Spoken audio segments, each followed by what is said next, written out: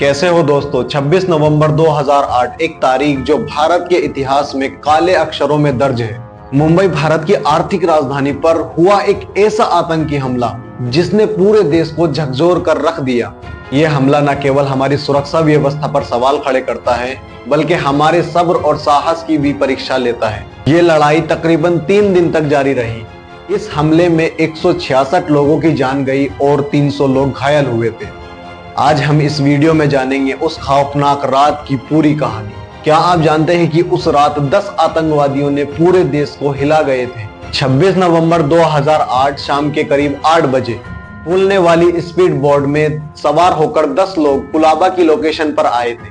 कुलाबा मुंबई का एक इंपॉर्टेंट इलाका है जो शहर के साउथ में मौजूद है। कुलाबा का नाम खास तौर पर इसलिए सामने आया क्योंकि यहीं से आतंकवादी समुद्र के रास्ते मुंबई में घुसे थे।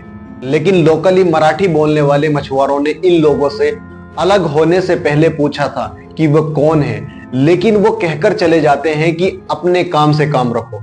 लेकिन उन्हें शक होता है, वे पुलिस को इन्फॉर्म करते हैं, लेकिन उन्हें लोकल पुलिस से कोई खास फीडबैक नहीं मिला और लोकल पुलिस बिल्कुल हेल्पलेस थी। अमेरिका खुफिया agency CIA central intelligence agency ने भारत को कई बार अलर्ट किया था कि आतंकवादी समुद्री मार्ग से हमला कर सकते हैं और यहां तक कि रिसर्च और एनालिसिस विंग और इंटेलिजेंस ब्यूरो जैसी खुफिया एजेंसियों ने भी पोटेंशियली समुद्री हमलों के बारे में वार्निंग दी थी। लेकिन मुंबई पुलिस और कोस्ट गार्ड को इन वार्निंग्स के बावजूद समुद्री प्रोटेक्शन को मजबूत करने का इंस्ट्रक्शन समय पर लागू नहीं किया गया। हमला स्पेशली किसी एक जगह पर नहीं हुआ बल्कि काफी जगहों पर हमला हुआ, जिसमें पहला टारगेट छत्रपति शिवाजी महाराज टर्मिनस को बनाया। वहां 2 लोगों ने हमला किया था। हमला लगभग शाम के करीब 9:20 पर शुरू हुआ। AK-47 राइफल से लोगों पर फायरिंग की गई और वहां हॉल में आग लगा दी गई, जिसमें 58 लोगों की जान गई और 104 लोग घायल हुए। यह हमला 10:45 पर खत्म हो गया। इसके बाद साउथ मुंबई में कुलाबा काजवे पर एक फेमस रेस्टोरेंट और बार हमले का निशाना बनने वाली साइटों में से एक था। 2 हमलावरों ने 26 नवंबर की शाम कैफे पर फायरिंग कर दी, जिसमें कम से कम 10 लोगों की जान गई और कई लोग घायल हुए। और टाइमर बम के कारण 2 टैक्सियों में विस्फोट हुए थे। विले पार्ले में पहली बार 10:40 पर, जिसमें 3 लोग मारे गए और 15 लोग घायल हुए थे। ताज होटल और ओबेरॉय ट्राइडेंट 4 टारगेट प्लेस में से एक था। इनमें 6 विस्फोट हुए। एक लॉबी में हुआ, एक लिफ्ट में हुआ, 3 रेस्टोरेंट में हुए और एक ओबेरॉय ट्राइडेंट में हुआ। उस वक्त इंटरनेशनल ट्रेड पर यूरोपियन पार्लियामेंट कमेटी के कई रिप्रेजेंटेटिव ताज होटल में ठहरे हुए थे जब उस पर हमला हुआ, जिसमें यूरोपियन पार्लियामेंट के ब्रिटिश कंजर्वेटिव मेंबर सज्जाद करीम जो लॉबी में थे जब हमलावरों ने शुरुआत में आग लगा दी थी। मैड्रिड के राष्ट्रपति एस्पेराजा एगुड्रे भी ओबेरॉय ट्राइडेंट में मौजूद थे। नरीमन हाउस कुलाबा में एक चाबाद लुबोविच यहूदी केंद्र, जिसे मुंबई चाबाद के रूप में जाना जाता है, उस पर भी हमला किया गया और लोगों को बंदी बना लिया गया। एक जांच के अकॉर्डिंग हमलावरों ने कराची से समुद्र के रास्ते अरब सागर से होते हुए मुंबई में एंट्री की। खबरों के मुताबिक कुबेर के कप्तान अमर सिंह सोलंकी, जिसको हाईजैक कर लिया गया था, को पहले पाकिस्तानी जल में इलीगल तरीके से मछली पकड़ने के आरोप में 6 महीने के लिए पाकिस्तानी जेल में कैद किया था।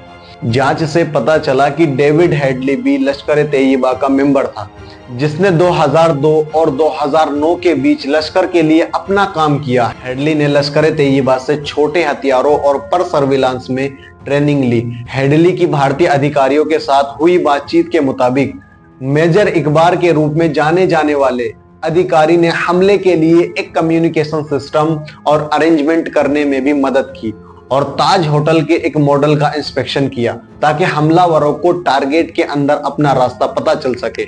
इसमें इंटरेस्टिंग फैक्ट यह है कि जून 2012 में अबू हमजा की गिरफ्तारी ने इस बात को और क्लियर कर दिया कि हमले की साजिश कैसे रची गई। अबू हमजा के अकॉर्डिंग हमला पहले 2006 के लिए फिक्स किए गए थे, जिसमें भारतीय युवाओं को नौकरी के लिए इस्तेमाल किया गया था।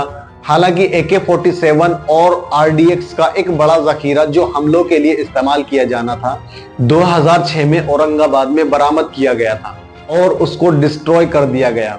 इसके बाद अबू हमजा पाकिस्तान चला गया और लश्कर कमांडरों के साथ पाकिस्तानी युवाओं को हमलों के लिए इस्तेमाल किया।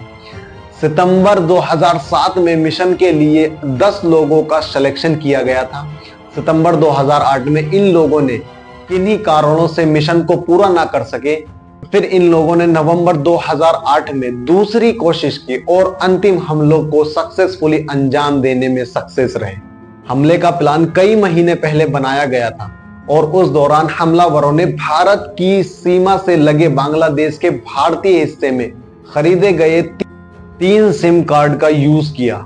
हमलावरों ने एक दूसरे से बात करने के लिए एक सैटेलाइट फोन और एक सेल फोन का यूज किया और साथ में उनके हैंडलर्स जो पाकिस्तान में बैठे थे। हैंडलर्स उन्हें स्टिमुलेट, स्ट्रेटेजिक एडवाइस और मीडिया कवरेज से हासिल जानकारी दे रहे थे।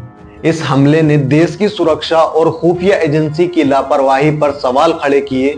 हम सब चाहते हैं कि यह घटना दोबारा ना हो, तो उसके लिए आतंकवादी हमले रोकने के लिए खुफिया सिस्टम को और मजबूत करने की जरूरत है। मैरीटाइम सिक्योरिटी को सख्त करना चाहिए क्योंकि ये हमले समुद्र के रास्ते हुए थे। इस हमले के दौरान खुफिया एजेंसी के बीच मैसेज का सही लेन देन नहीं हुआ। सभी एजेंसियों को एक सेंट्रल प्लेटफॉर्म पर काम करना चाहिए। आम नागरिकों को सस्पिशियस एक्टिविटी की पहचान और रिपोर्टिंग के लिए जागरूक किया जाए। Don't be A silent observer जैसे अभियानों को बढ़ावा दिया जाए। इस रात ने हमें बहादुरी और बलिदान का असली मतलब सिखाया। हमारा देश आतंकवादी से लड़ने के लिए हमेशा तैयार रहेगा, लेकिन हमें अपने सुरक्षा बलों और नागरिकों के बलिदान को कभी नहीं भूलना चाहिए। बहुत बहुत धन्यवाद।